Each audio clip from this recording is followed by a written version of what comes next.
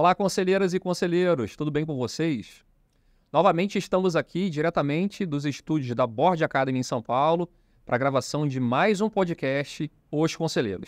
Eu Farias Souza, CEO aqui da Board Academy, e tem um nobre propósito de levar a governança proativa para as empresas brasileiras. Aquelas empresas que têm porte e complexidade para estruturarem os seus conselhos. E aqui no podcast Os Conselheiros, a gente sempre convida e traz profissionais, conselheiros que estão no campo de batalha para compartilhar conosco os seus desafios aí no dia a dia, tá?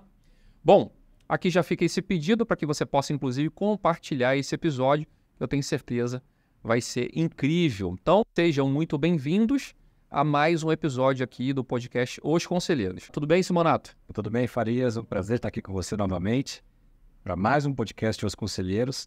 E hoje nós não estamos apenas numa dupla com o nosso convidado. Nós estamos em 3. Opa! Nós temos o prazer de ter conosco aqui também nosso querido Eduardo Gomes. Ótimo, Marcelo, tudo ótimo, Farias. Um prazer muito grande estar aqui com vocês, uma honra, né, sempre poder participar, né, do podcast. Nosso amigo, Rodrigo Mariano, que vai se apresentar em breve, e é uma honra também muito grande estar aqui com você, Rodrigo. Obrigado. Bom, primeiro a gente agradecer aí, né, pela oportunidade de estar aqui com vocês. Farias, Marcelo, Eduardo. É um prazer enorme aí acompanhar, né, a trajetória de vocês aí e essa perseverança, né, em trazer, né, mais gestão, mais governança para as empresas brasileiras. Então, de parabéns aí pelas iniciativas e, obviamente, aqui para mim é um prazer, uma honra estar nesse podcast com vocês. Muito bem. Seja muito bem-vindo, Rodrigo. E eu já começo perguntando aqui. Rodrigo, fala um pouquinho da tua formação, por onde você passou, o que você estudou e aonde você está atuando. Isso, né? Eu prestei para jornalismo e para economia, né? Mas já pensando que se fosse para o jornalismo, eu queria ter aí a veia do jornalismo econômico, né?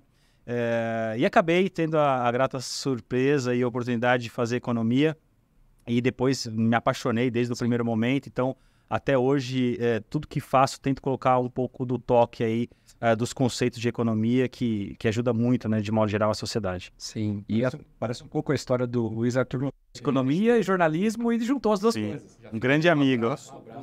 Que teve com a gente aqui no podcast também, né? Do qual, coincidentemente, tive a oportunidade de participar também. É verdade. Sim. Agora, Rodrigo, conta um pouco pra gente, então, hoje, qual a tua atuação, né, o que você está fazendo e o desafio que você enfrenta hoje. Sim, hoje eu ocupo uma posição executiva na APAS, que é a Associação Paulista de Supermercados, a entidade representativa do setor aí supermercadista aqui no estado, né, onde nós temos, todos os estados possuem uma associação, então nós representamos a associação aqui do estado de São Paulo.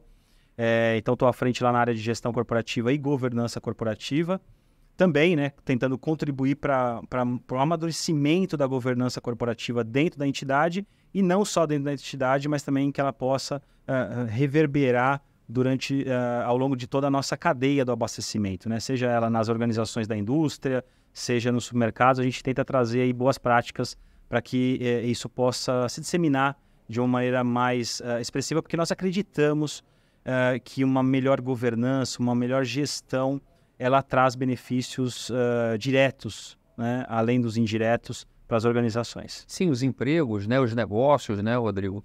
Aliás, quando a gente olha aqui, né, dentro do setor supermercadista, a gente vê muita associação, grandes empresas aqui, principalmente no interior de São Paulo, né, que ficaram gigantes. Eu posso listar aqui que eu conheço, já comprei como cliente lá, consumidor final, o próprio Savenhago, né? Você tem o Confiança. Tem várias redes do interior aqui de São Paulo que fazem um trabalho sensacional, né?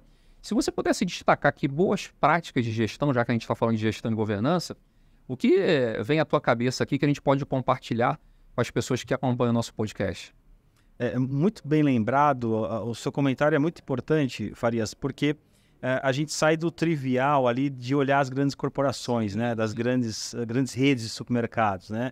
Que tem aí, né, uma atuação totalmente incontestável, mas a gente percebe que, principalmente o interior de São Paulo, ele vem desenvolvendo, até pelo próprio desenvolvimento econômico do estado, ele vem desenvolvendo um crescimento expressivo das empresas regionais, né? Eu acho que esse é um primeiro ponto de destaque. As empresas regionais sabendo aproveitar, né, o desenvolvimento das suas regiões, até porque estão ali no dia a dia da população, então eles conseguem talvez entregar valor de um modo diferenciado do que grandes corporações. Isso é muito né? interessante. É aquela questão do olho do dono, né? Do olho do dono ali, captando ali o movimento da sociedade, o movimento de onde ele nasceu, de onde ele cresceu, logo ele tem um conhecimento um pouco mais detalhado daquele ambiente. Então, nós temos alguns casos, inclusive, de grandes corporações que tentam entrar em grandes cidades do interior e tem ali no primeiro momento, né, uma não aceitação, muitas vezes, uma dificuldade maior na gestão, porque falta, muitas vezes, esse conhecimento ali tácito, né, esse conhecimento ali de vivência do dia a dia da cidade, né? Então, nós temos aí alguns exemplos de algumas organizações que se destacam, não só pelo fato competitivo, mas também pela gestão, né? Então, um olhar maior para o consumidor, fazer o básico bem feito, né?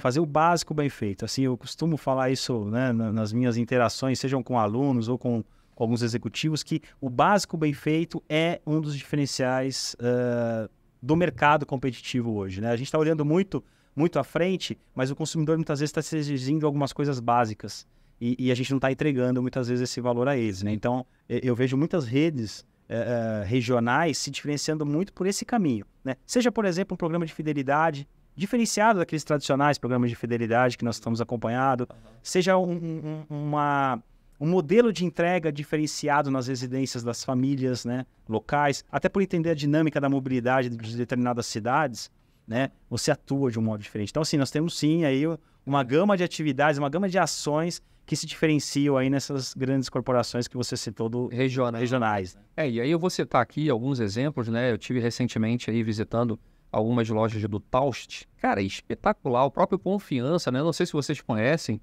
essa rede. Confiança não, Confiança não. O Confiança, eu me lembro que eu entrei lá na loja, no Hortifruti, Edu, imagina só, e tinha uma pessoa tocando piano. Eu falei, pô, será que será que não é só o ambiente da loja? Não. Lá realmente tem um serviço, uma qualidade, uma entrega que você não vê aqui em São Paulo, por exemplo, né? E a gente está falando isso voltado para o cliente, mas eu fico imaginando como é o sistema de governança interno, a gestão. Se para o cliente é assim, imagina internamente com a empresa como não deve ser, né? Sim, sem sombra de dúvida. Parece que existe toda uma proximidade, né? E isso é valorizado, né?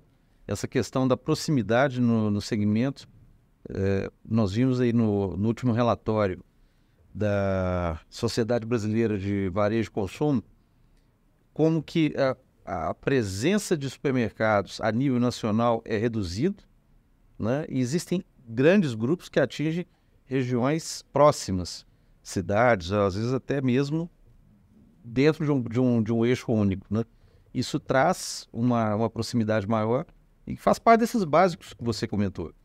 Sim, faz básico, Eduardo, muito, bem colocado aí essa questão da proximidade, porque a gente imagina que é só estudar dado, é só estudar comportamento, não é só mas isso, não é só isso. Não é só isso. É também isso.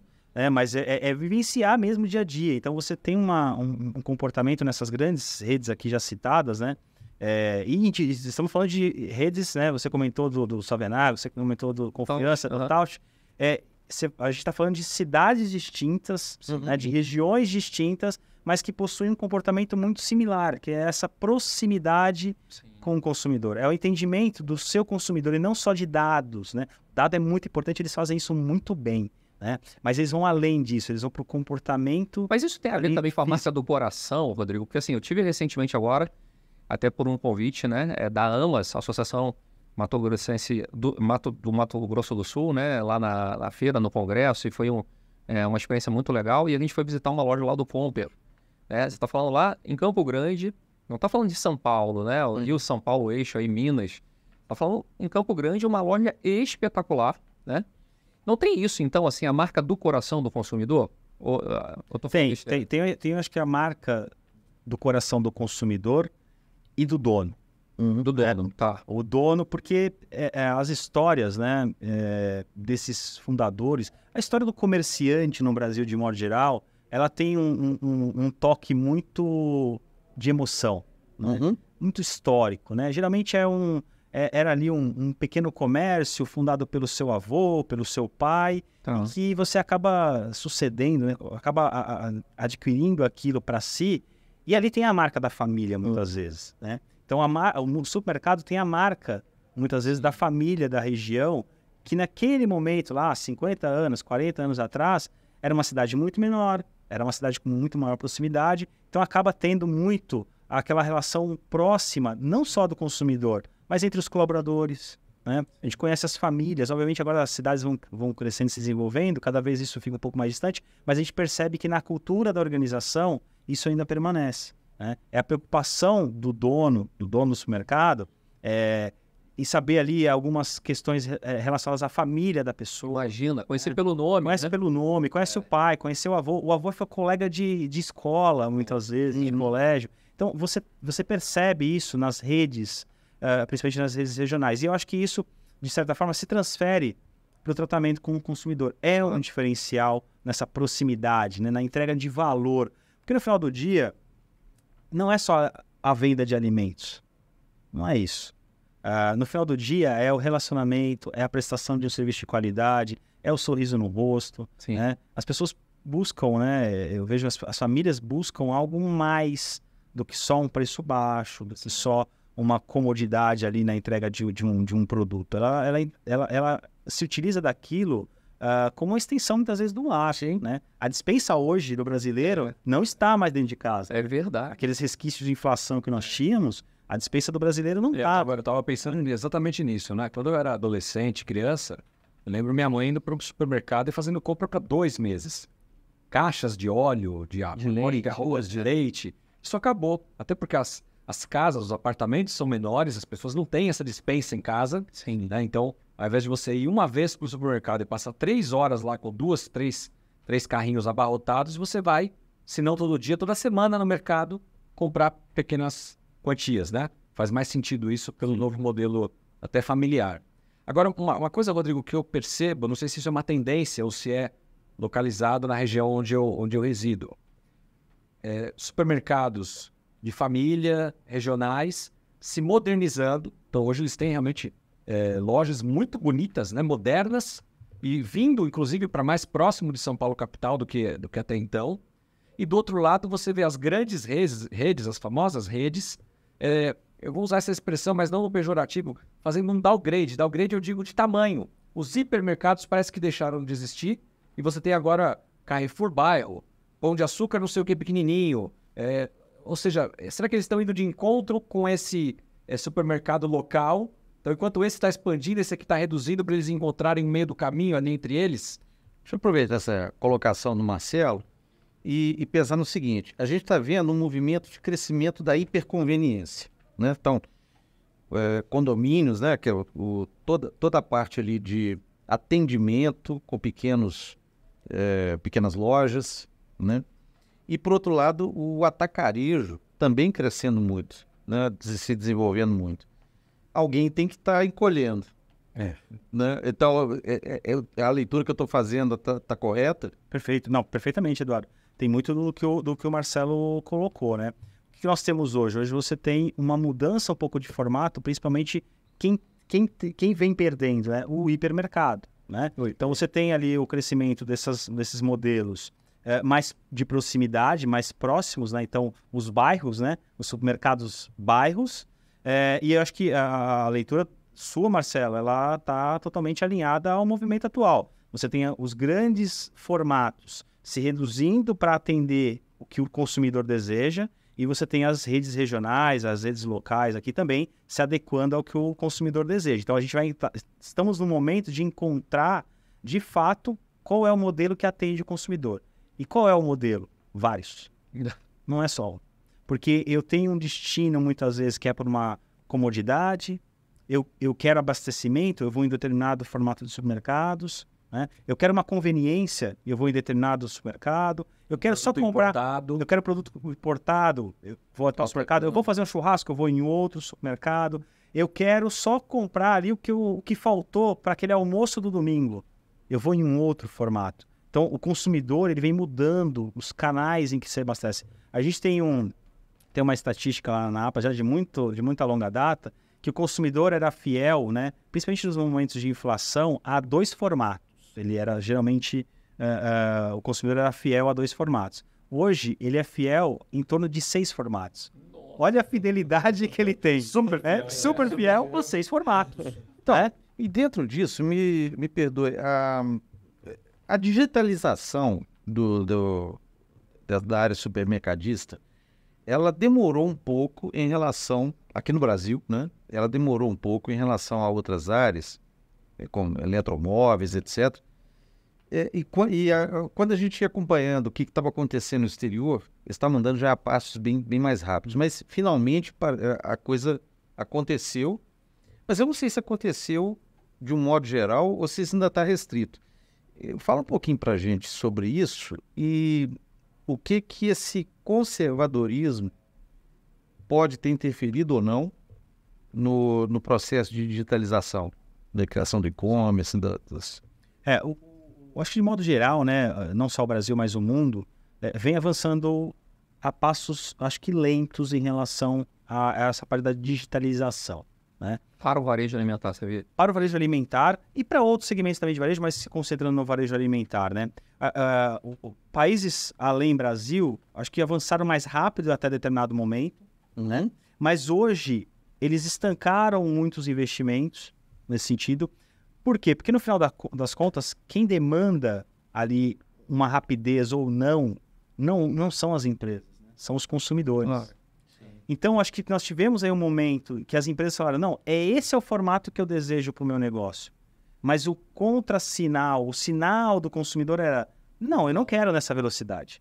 Então, eu quero ir lá e olhar a maçã. Não adianta isso. Pela internet você me mandar qualquer um. Então, a gente já vê um movimento no mundo de uma desaceleração nessa ida do digital, da tecnologia, da inovação no segmento de alimentos, principalmente no segmento supermercadista. Por quê? Porque o consumidor está demandando tempo, atenção, né? Uma curadoria ali do supermercado em relação ao que ele vai comprar, ao que ele vai se alimentar. A gente vê alguns movimentos, na verdade, no sentido, por exemplo, de ter um sommelier ali dentro de um supermercado, né? E não só de vinho, né? De azeite. De cerveja. De cerveja especial. Queijo.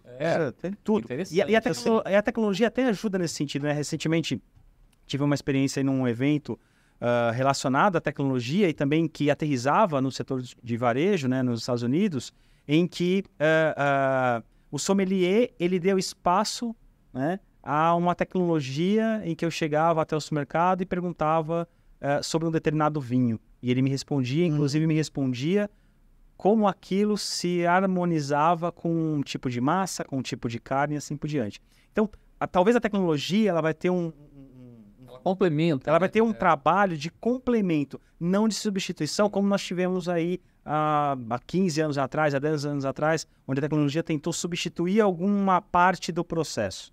Eu vejo hoje a tecnologia muito mais como um aliado, como um parceiro, e ela vem complementando alguma atividade que o supermercado faz bem. Eu acho que nesse momento é que nós estamos, né?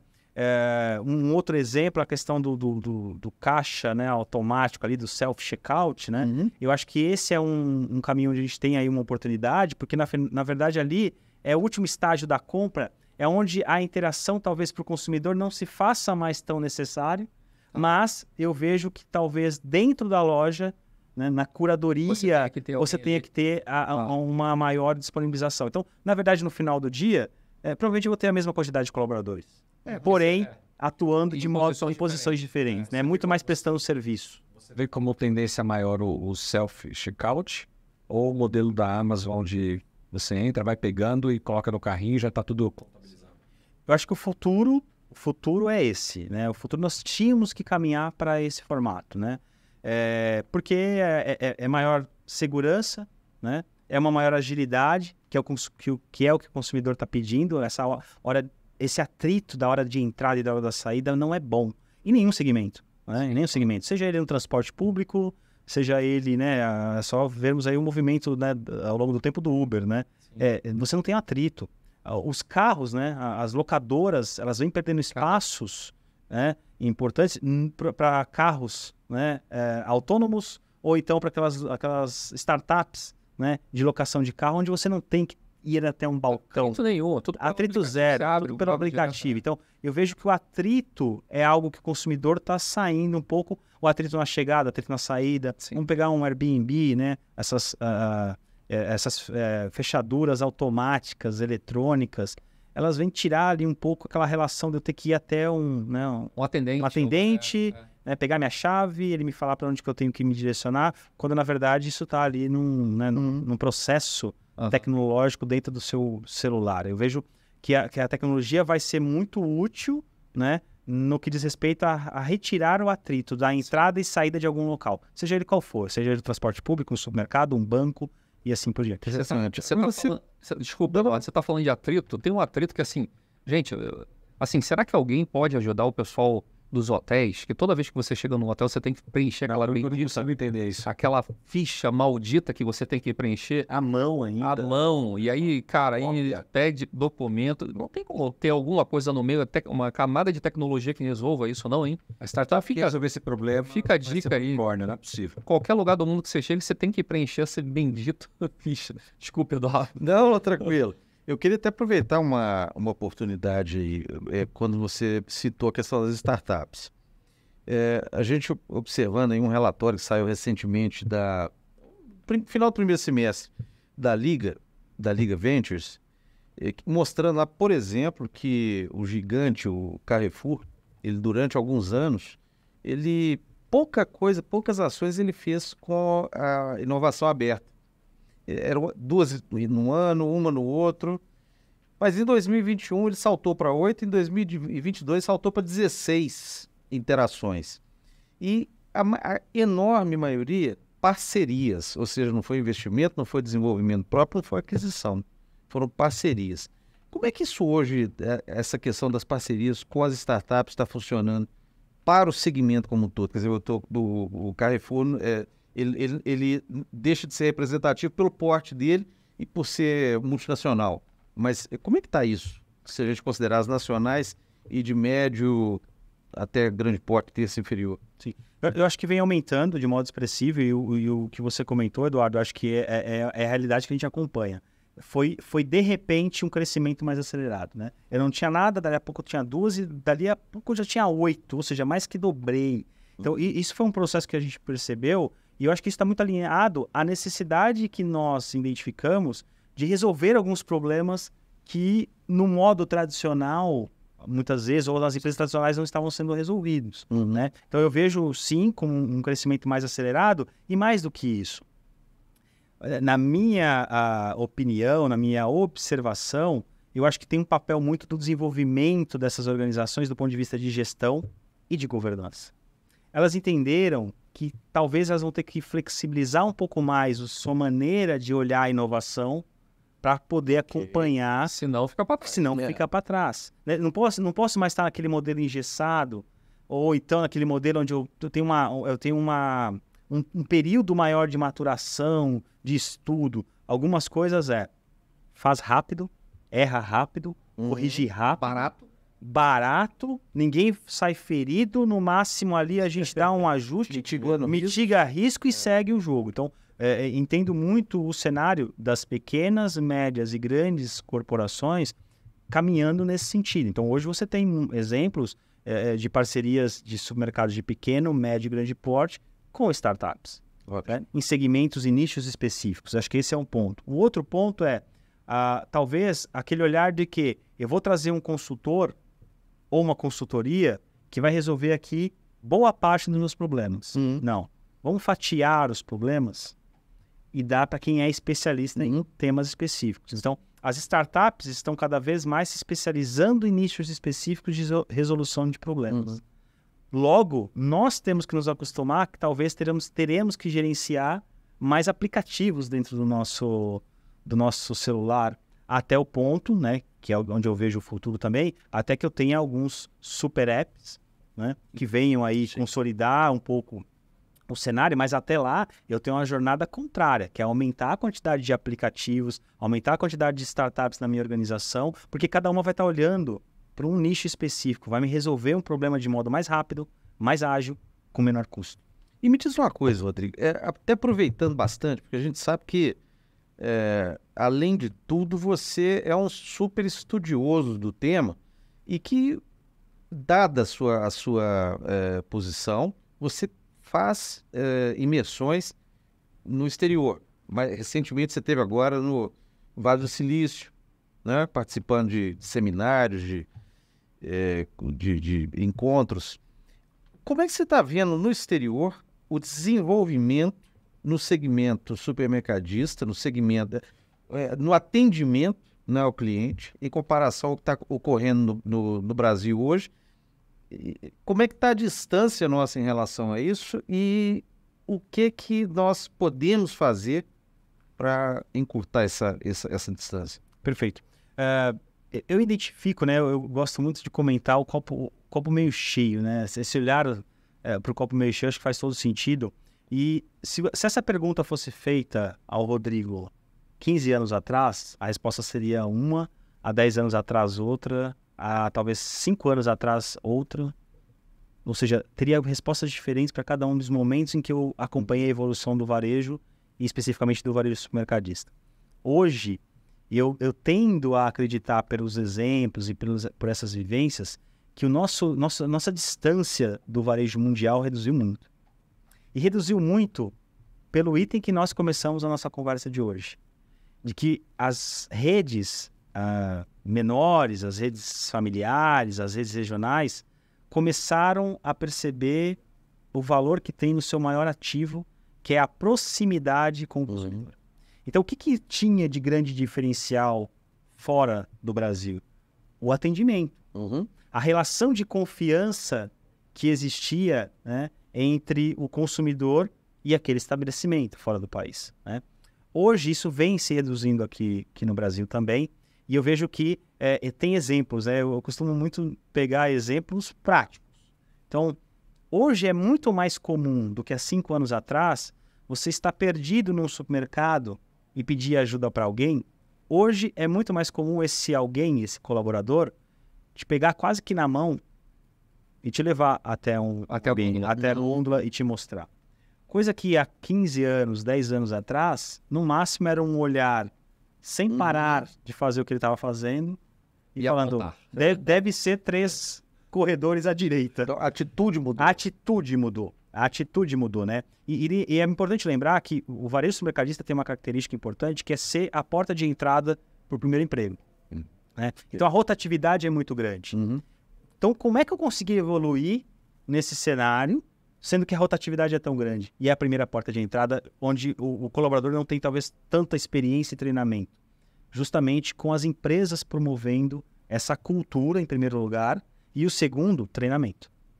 Então, os supermercados hoje investem em áreas, existem áreas internas dentro dos supermercados, né, geralmente atreladas ao RH, que trabalham muito o treinamento, o atendimento ao cliente. O atendimento ao cliente tem sido um dos treinamentos, inclusive um dos muito demandados, né, no nosso segmento, porque é ali que está o diferencial, porque é o primeiro contato. Curioso isso que você falou agora, especialmente sobre os jovens, porque a gente sabe, nós temos aqui como Board Academy também, assim como as empresas onde nós somos conselheiros, muita dificuldade na contratação, no treinamento, especialmente na retenção desses jovens, nessa nova geração aí que está entrando no mercado de trabalho. E é verdade, a rede supermercadista, ela contrata muitos desses jovens pelo primeiro emprego. Mas aí, em contrapartida, isso que você falou, do cliente ser melhor atendido, de alguém quase pegar na mão e levar na gôndola, será que esse jovem que está entrando para trabalhar, ele está preocupado de fato com esse cliente ou é capaz do cliente estar passando e ele está no celular? Né? Sim, que hoje em dia... O modelo dele é assim. Ele presta mais atenção nas coisas dele do que em alguém, às vezes, que está passando. E do outro lado eu vejo, de novo, não sei se isso é de forma generalizada ou não, mas conheço algumas redes que começaram a investir muito na contratação da terceira idade. Eu não sei se tem algum benefício fiscal por trás disso, algo do governo, mas muitas delas com pessoas acima de 60 anos trabalhando nas suas redes. Talvez pela atenção, pelo cuidado que, sem dúvida alguma, uma pessoa 60 a mais tem com o cliente. Sim, eu acho que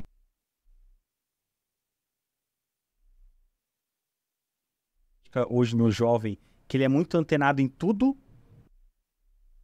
em coisas mais específicas, né? Então ele é muito genérico.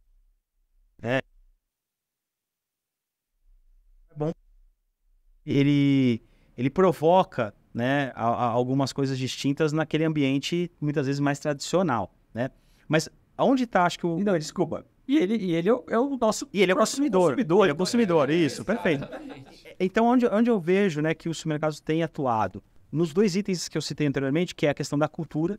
Então, fica mais difícil de você trazer uma cultura para esse jovem totalmente antenado e desligado muitas vezes ao mesmo tempo. Ele está antenado no mundo, né? Mas ele está focado muitas vezes, como você falou, no WhatsApp dele. Então, como é que eu faço isso? Trazendo para si, né, para ele, a cultura da organização.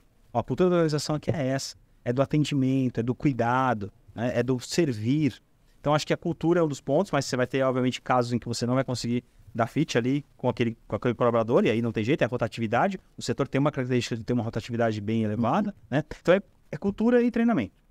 Acho que o segredo para você ter uma boa eficiência nesse atendimento ao cliente é isso. Obviamente, passa também pela boa contratação, pela boa seleção, né? Porque daí é o perfil. Você tem o perfil de servir? Eu tenho o perfil de servir, então vamos te treinar aqui porque você vai ficar afinado. Sabemos já, muitas vezes, que aquele perfil é um perfil de curto prazo na organização, mas o varejo, de novo, olhando o copo meio cheio, vem mudando isso. Hoje já é mais comum você ter alguns colaboradores de carreira, né, que começaram, já tinha isso ao longo do tempo. Lá no passado nós tínhamos isso, né? Aquele empacotador que ascendeu a gerente. Nós temos diversos casos no nosso setor, mas hoje há uma trilha mais clara, que não é definida só por ele, colaborador, mas até pelo RH, né? Ó, você começa aqui, se você fizer essa trilha de treinamento, dá para a gente caminhar por esse caminho. Então eu vejo hoje, isso tem a ver com o desenvolvimento, né, dessa gestão e da governança dos supermercados. Né? Hoje é muito mais, vamos chamar a palavra, hoje é muito mais profissionalizado, né, o trabalho. Ele deu um salto de gestão muito grande, os supermercados e o varejo brasileiro como um todo. Né? Qualquer tipo de varejo hoje está muito mais evoluído do que há 10 anos atrás. E eu acho que isso tudo se reflete, né, num ambiente, primeiro, que traz um melhor retorno para os seus sócios, acionistas, fundadores, assim por diante, e também traz mais valor ao consumidor. Ao cliente, isso. Nós tivemos a oportunidade de falar aqui sobre vários stakeholders. Nós falamos aqui sobre os clientes, né, sobre a questão da satisfação do cliente. Falamos sobre os colaboradores. Você acabou de falar aí a respeito dos acionistas. Então, claro, a gente está falando sobre pessoas e é a principal razão de tudo. Mas tem um aspecto que eu acho que é super importante e que, em última análise, reflete na satisfação, que é a questão da quebra que houve, da grande quebra no supply chain a partir da pandemia, né? Então, mundialmente falando, nós tivemos aí uma grande crise de abastecimento, um problema sério de ruptura, né? E como é que está isso hoje? Está solucionado? Hoje nós temos um bom serviço, um bom supply chain nacional, só passamos a ser mais dependentes de importações do que antes. Como é que está isso hoje? Muito, muito boa colocação, Eduardo. O mundo ainda está se recuperando, e não é só Brasil, né? A cadeia global de abastecimento foi muito impactada, né? E esse é um tema que é difícil de você trazer para a discussão comum, né? Para a população de modo geral, de uma maneira muito didática. Porque a gente está falando, muitas vezes, de particularidades de frete, né? Poxa, em que momento que um consumidor chinês vai entender qual que é o processo, né, de abastecimento de um produto que saiu de um país chamado Brasil e que vai chegar até ele? Ele não faz a mínima ideia, muitas vezes, que aquilo vai ser conduzido até o país dele por um container, por um navio. Quem são as pessoas envolvidas? Como é que sai daqui? Como é que chega lá? Não.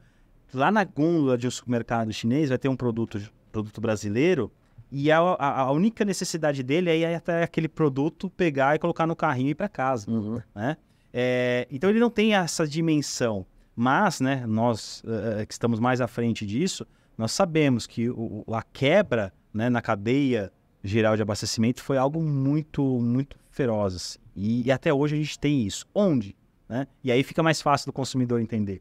Nos preços. Nós temos ainda preços que ainda estão, né, de certa forma, mais inflacionados por conta de algumas restrições ainda na cadeia de abastecimento. Ainda tem isso, né? Sim, por exemplo, a parte de navegação, né? Os transportes marítimos ainda estão com preços acima do que nós tínhamos antes da pandemia, né? Muito reflexo ainda, né, desse desarranjo nas cadeias globais de abastecimento. Esse é um exemplo, né? Quantos outros? Outro exemplo, a parte de fertilizantes.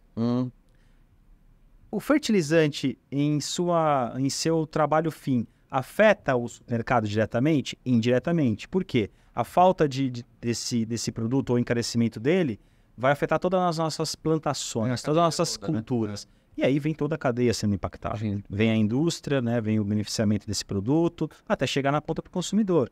E eu estou falando de uma quebra de uma cadeia de insumos, né? Que vem muitas vezes do exterior, vem lá da Europa, vem da Rússia, por exemplo. Nós tivemos quebras de cadeias de fertilizantes bem restritivas, né? Principalmente advindas da Rússia, que impactou todo o cenário aí global, não só o Brasil, mas todo o cenário global, e, consequentemente, isso reflete em preços em última instância. Né? Então, tem um trabalho muito forte das entidades, de modo geral, em trazer para o consumidor esse tipo de conhecimento. Porque, no final do dia, para a dona de casa, é o preço do café ou da carne que está mais caro.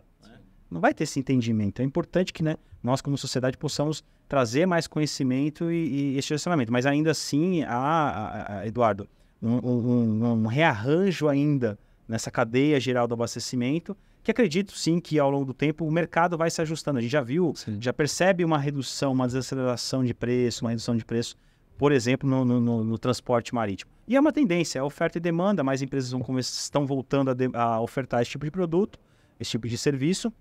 Consequentemente, isso vai se refletir nos preços aí a toda a cadeia e, consequentemente, aos consumidores. Agora, Rodrigo, a gente sabe que, você citou aqui o café, o tomate, o arroz lá, a dona de casa é isso que ela vai ver, né?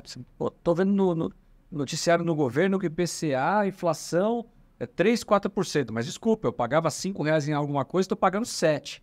Então, R$2 não é bem esse 5%, né? A diferença é muito maior. E a gente sabe que os aumentos nos produtos, que são percebidos, então, pela dona de casa, eles são impactados não só pela inflação, mas carga tributária, custos logísticos, né? Desperdício. Então, eu não sei se você tem essas estatísticas do quanto compõe isso tudo. Isso, né? quanto compõe, onde que está a grande dor do setor e por que isso é repassado? Sim, eu acho que a grande dor aí é do empresário brasileiro, né, do empreendedor principalmente, é a carga tributária. Né? E, na verdade, não é por si só a carga tributária, mas é o quanto que ela te devolve daquilo que arrecada.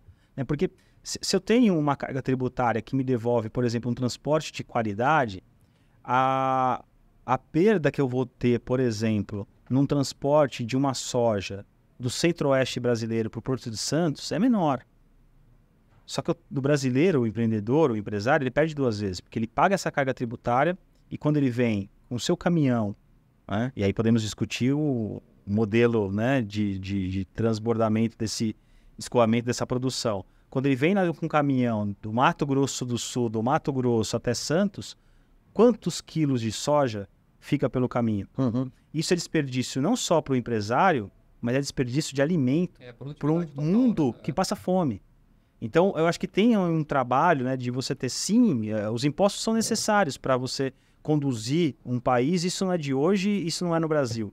Isso faz parte do viver em sociedade, né? É você recolher os impostos e depois devolver de modo consolidado, de modo público, serviços de qualidade. Essa é a maneira de existir um imposto. Porém, aqui você paga o imposto, mas você tem que também investir naqueles serviços que seriam de praxe devolvidos pelo poder público, e você não tem. Então, eu acho que aí está o grande gargalo da gente ter preços mais acessíveis, né? Em países que você tem uma melhor devolução dos tributos, você percebe preços mais comportados, né? Acho que esse é um ponto muito importante. O outro ponto importante é o quanto a cadeia do abastecimento é incentivada nas políticas públicas, né? E a gente sabe que há muitas vezes ações, né, políticas públicas muito centralizadas, muito focadas em determinados setores. Ela não é disseminada por toda a cadeia. Então, você pega, por exemplo, a agropecuária, ela provavelmente vai ter ali um olhar muito específico para um segmento, mas todo outro segmento fica ali largado, né? Tem uma outra política momentânea, mas não é algo consolidado. Então, se a gente tem uma política pública de agronegócio, olhando todas as culturas, por exemplo, né, e aproveitando o que há de melhor em cada época do ano, você talvez seria mais assertivo nisso, e aí logo nós temos preços mais comportados em toda a cadeia. Não vai ser útil eu olhar só, por exemplo, uma cultura, para uma criação, vou falar aqui uma cultura, olhar o frango, se eu não olhar toda a cadeia do frango. Então, toda a parte de ração animal e depois toda a parte seguinte, que é a parte de transporte disso, a indústria que envolve, né, a criação de um frango. Então, a gente vê algumas políticas muito espaçadas, né? Então, acho que, respondendo a pergunta, Marcelo, o que mais impacta ali no preço final dos produtos é a composição de preços por conta de eu olhar toda a cadeia do abastecimento. Se eu trago ali uma oportunidade de melhoria na cadeia do abastecimento, eu acho que isso se reflete muito rapidamente para o bolso do consumidor. Agora, você sabe, né, Rodrigo? Nós estamos aqui no podcast Os Conselheiros. Boa parte das pessoas que estão nos assistindo ou nos ouvindo são conselheiros ou executivos, empresários, enfim, que pensam também no mundo do conselho, seja em ser conselheiro ou de formar o conselho na sua empresa. Para esses que estão nos escutando aqui e têm, de repente, interesse ou já atuam no setor supermercadista, como um conselheiro pode apoiar o empresário com essas dificuldades que você relatou aqui? Qual que seria o papel do conselheiro ideal dentro desse setor? Excelente pergunta. Essa pergunta é quase aquela pergunta do milhão. Do milhão, valendo um milhão. Valendo um milhão. Se eu souber, eu fico rico. Não, eu acho que tem luzes que a gente pode trazer para o seu questionamento, Marcelo.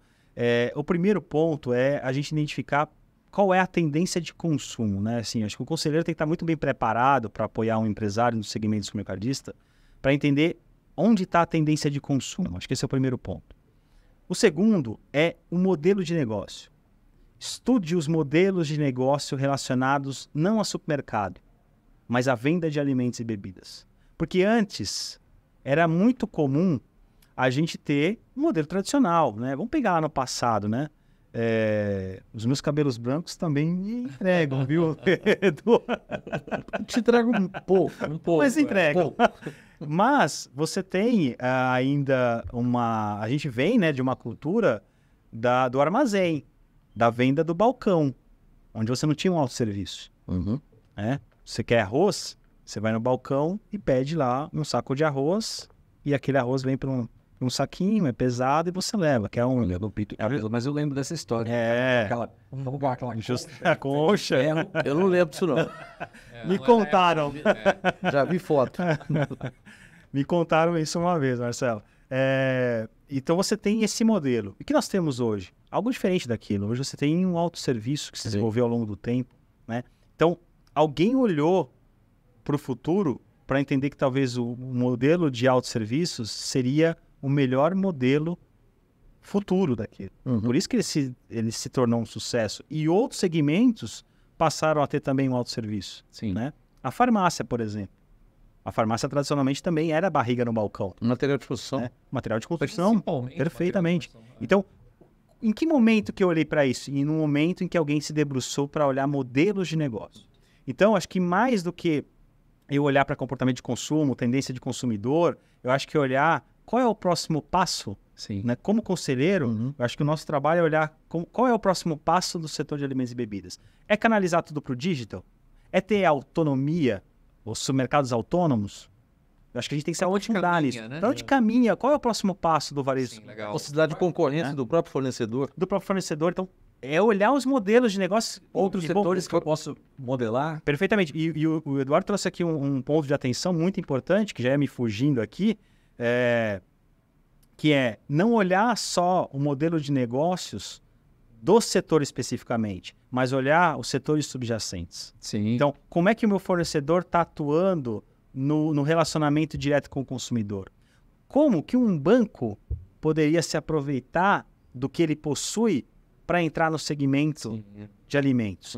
E aí tem um ensinamento que é onde eu venho aprimorando aí alguns conhecimentos ao longo dos últimos 5 anos, principalmente, e mais, de modo mais profundo depois da pandemia, que é alguns modelos de negócios, e aí a gente conta o milagre, mas não conta o santo, que é o seguinte, as empresas que têm se destacado muito no que diz respeito à evolução desse modelo de negócios, estão trazendo junto questões de inovação. E vamos ler inovação não somente como tecnologia, mas ela está olhando o tripé fundamental que sustenta qualquer negócio. Tecnologia, pessoas e processos, principalmente.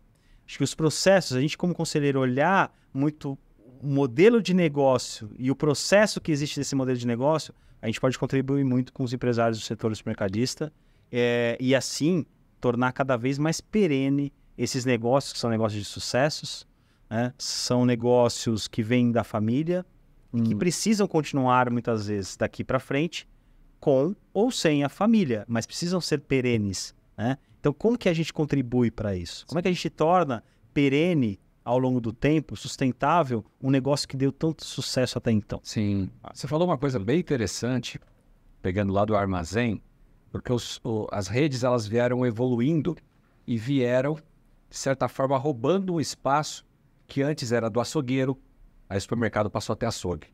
Da padaria, ele passou a ter padaria. Sim. O cafezinho, a lanchonete, ele passou a ter ali um cafezinho também. A feira, né? Ele foi acoplando coisas dentro do supermercado que antes eram... Ainda existe, talvez, lá o varejão, o açougue, enfim, mas eles perderam espaço. Porque conveniência, você vai no supermercado e já compra tudo que você quer ali, né? E aí você citou agora a questão de, vamos olhar para um banco, vamos olhar para Google, vamos olhar para outros players que oficialmente não são desse setor, mas por que não amanhã podem estar? Vamos fazer a pergunta ao contrário. E a rede dos supermercados? Para onde mais elas podem ir? Já atacaram o açougue, a padaria, farmácia, será? Eles podem vender carro? Para que lado que eles vão? Banco. Tem supermercado que tem posto de gasolina, que tem farmácia. Para onde mais eles podem ir? Banco, ele já tem os dados de todo mundo, um cartão, uma bandeira ali conveniada. Será que ele pode virar um banco? Programa de milhagens? Qual seria sido discutido? Qual seria o ecossistema envolvido aí, o varejo alimentar, né? O Farias falou aqui a palavra que eu ia usar, que é o supermercado precisa olhar o seu negócio como um ecossistema, né?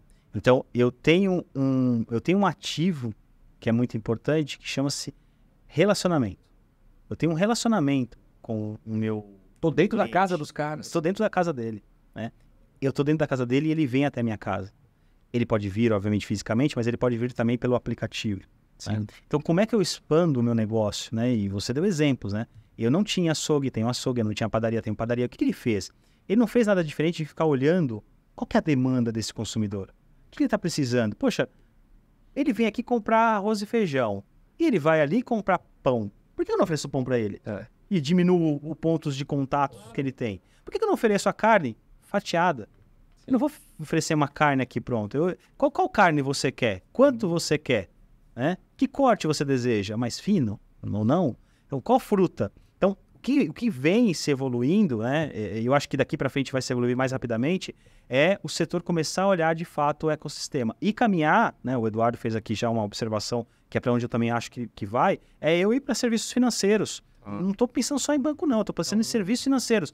Eu posso ofertar serviços financeiros de modo geral. Eu posso ofertar, e aí não é eu, muitas vezes, sendo o core disso, mas eu tendo parcerias. Né? O Eduardo também citou aqui. Vende todo mundo. Todo mundo vende todo mundo. É um jogo de ganha-ganha, né? Onde eu tenho ali, muitas vezes, inclusive, e a gente já vê isso em algumas indústrias, que potencialmente eram concorrentes e não são concorrentes. Né?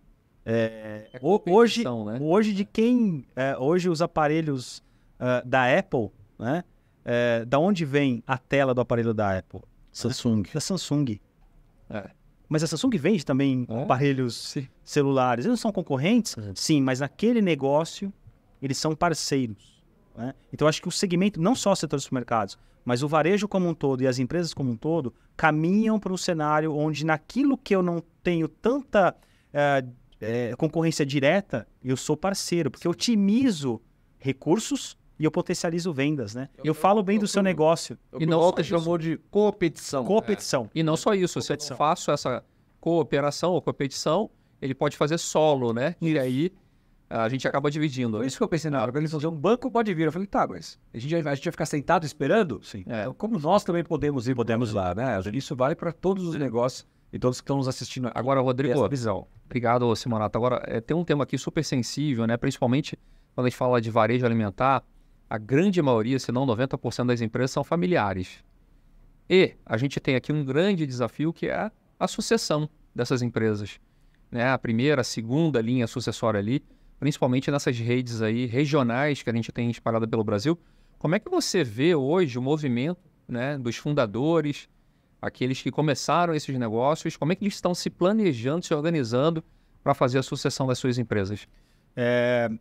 Excelente questionamento, Farias, e eu faço aqui de novo aquela provocação, né? Se fosse há 5 anos atrás, a minha resposta seria muito diferente. Tá. E hoje eu olho com um olhar muito positivo e com um copo acima do meio cheio. Pô, legal. Porque A notícia é boa, então. A notícia é boa. A notícia é boa porque a gente verifica a preocupação, né, dos fundadores em olhar o próximo passo, né?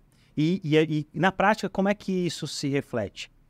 Em mais empresas varejistas, e nesse caso especificamente supermercados, criando seus conselhos, por exemplo.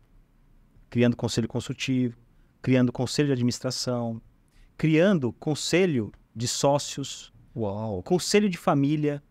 Há 10 anos atrás, nós víamos isso sendo tão comum? Não era comum. Então, essas redes, eu acho que até para proteção dos seus negócios, né, nas suas regiões e para expansão e para garantir que aquilo é perene e não é apenas porque o fundador ainda existe, eu acho que esse cenário move as empresas a estar no próximo passo, que é olhar como é que...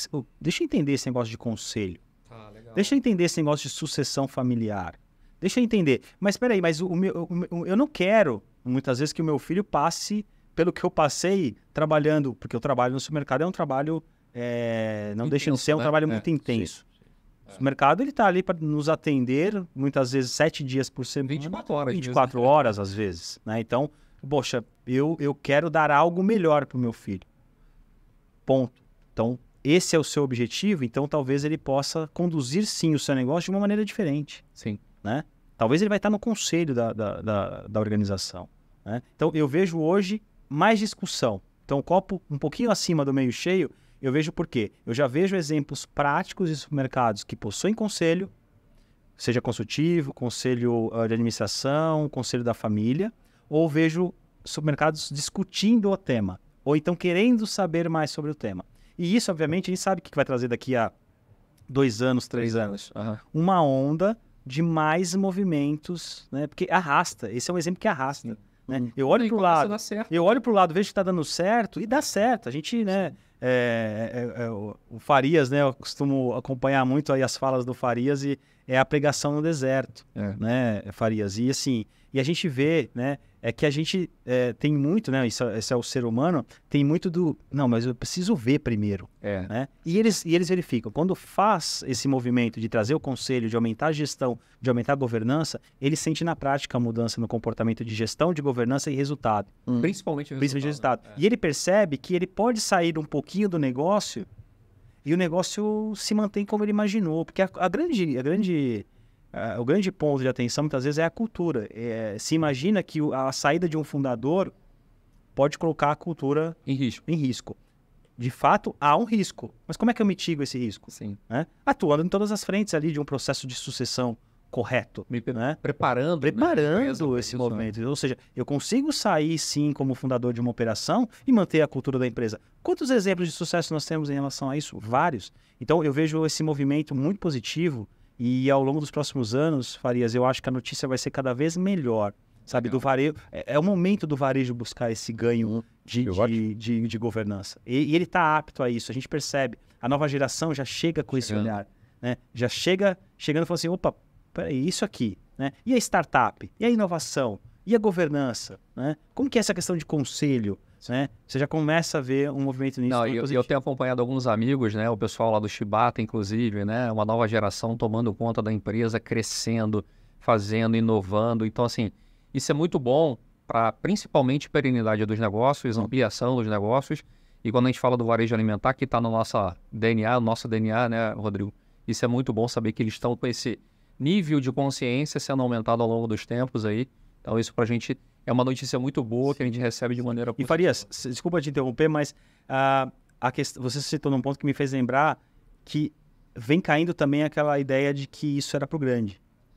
O conselho é pro grande. Então, você citou você citou as grandes regionais, né? As grandes empresas regionais. São elas que estão olhando, porque aquilo não é mais o grande olhando, não é mais aquela grande corporação. Hoje, as pequenas e médias organizações começam já a discutir, sim, a questão do conselho. Então, acho que esse é um complemento aí à sua fala que também vejo como muito positivo para os próximos anos.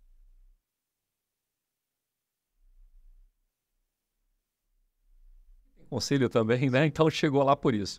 Rodrigão, a gente está caminhando para o final aqui do nosso bate-papo, do nosso podcast Os Conselheiros. E aí queria te perguntar, o que você tem lido recentemente que você pode deixar de dica aqui para os nossos ouvintes, ou até mesmo alguma série que te marcou? Sim. Recentemente você esteve fora do país aí visitando o ecossistema de inovação. Sim. O que você pode deixar de dicas aqui para a gente? Nesse momento eu estou relendo um livro chamado O Poder do Momento. Ele traz uma visão, Farias, Marcelo, Eduardo, de como que a gente impacta as pessoas através de alguns momentos da trajetória de dia a dia. O primeiro dia no trabalho dele, como é que eu marco a experiência dele Pô, legal isso. no primeiro dia de trabalho, né? Como é que ele volta para casa e fala, uou, Foi espetacular. foi espetacular. Como que eu faço que daqui 10 anos ele lembre desse dia como algo diferenciado das outras organizações que ele chegou? Então, é uma série de ações que podem ser feitas e que elas não podem ser delegadas a alguém. Está em cada um de nós. Né? Então, Como é que eu, né, como um executivo de organização, contribuo para que no primeiro dia, né, da nossa assistente, ela seja impactada por todos, inclusive por mim, de modo que ela vai lembrar disso daqui 10 anos. Porque isso gera uma relação muito próxima, além de relação de confiança, gera uma relação muito próxima, né, entre pessoas. E no final do dia, os negócios são pessoas. sim. Né? Então, acho que esse é um ponto. E estou também numa fase de rever uma série, né, que é House of Cards. Opa, essa Estou revendo... 5 estrelas. Já foram 2 vezes, essa é a terceira. Justamente para entender um pouco o momento mais assim de relacionamento, das questões de networking. Então, estou revendo também essa série, que assim, acho que é incansável. Se você ver 5 vezes, você vai ver de uma maneira diferente. E é isso que eu estou tentando captar agora. Tentar ver, depois de alguns comentários de alguns colegas, tentar ver ela com um outro olhar. Legal, excelentes dicas, hein? Ótimos. Muito bom. Então, para a gente finalizar aqui, Marcelo Simonato, Eduardo e Rodrigo, palavras finais aí, Simonato. Bom, primeiro agradecer ao Rodrigo, né? Essa aula que ele deu pra gente. Um setor que nós somos clientes, né? Nós somos consumidores aí tão importante para as famílias brasileiras e de todo mundo.